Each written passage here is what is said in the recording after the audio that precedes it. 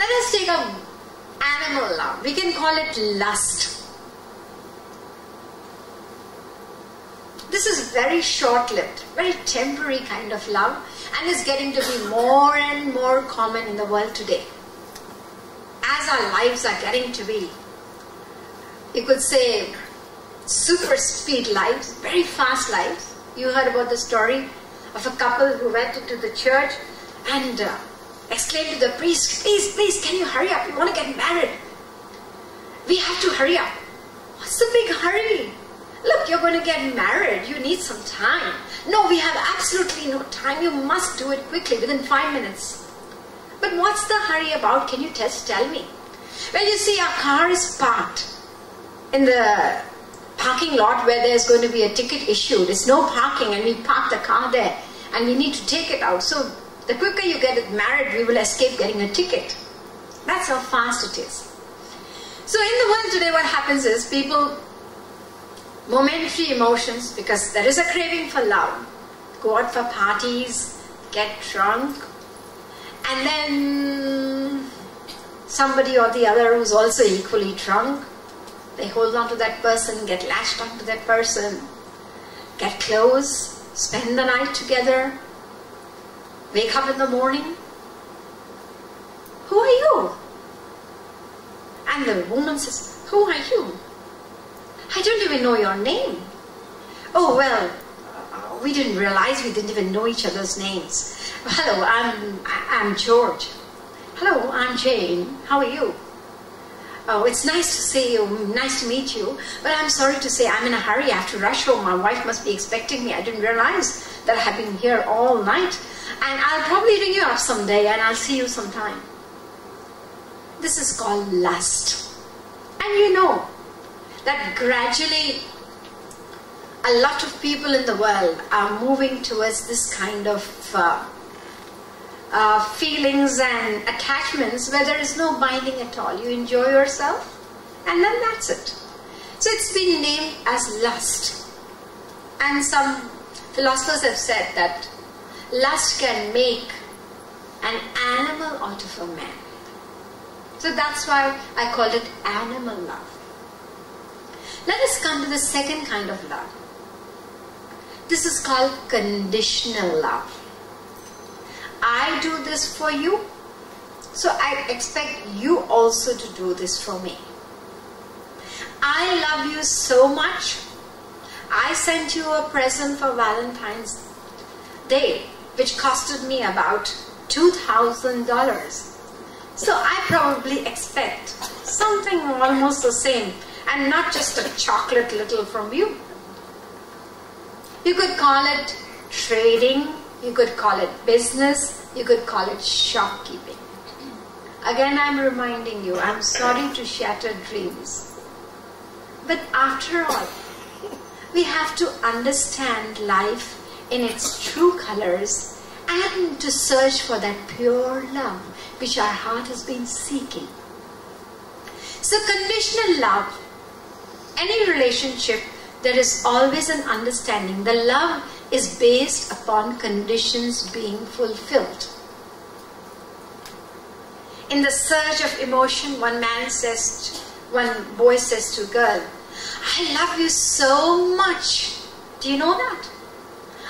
I can't live without you. Then let's get married. Oh George, I'm in heaven today. He's proposed to her and he thinks it's being in heaven now. We're going to get married. And during the marriage ceremony, the priest asked the husband, do you lawfully accept Jane as your wedded wife? And he answers whatever. And then he asks the wife, do you also accept George as your lawful husband? Yes, I do. And the conditions follow after that. The wife says to her husband, look, I promise to love you and remain with you provided you don't abuse me, you don't beat me, I want 2 children, and you don't come home drunk with lipstick smears on your face. I promise to be with you. And the husband says, look, I have only one condition. And that one condition is, you must promise to love me no matter what I do. That's the best thing. You don't have to add anything to it. No matter what I do, you must still love me. Ah, yes, I will definitely. And after maybe a few years, maybe a few months, and maybe a few weeks sometimes as well, you happen to overhear. What do you hear? You'd heard them saying to each other, I cannot live without you. And now, I cannot live with you anymore. I can't live with you either. I regret the day I married you.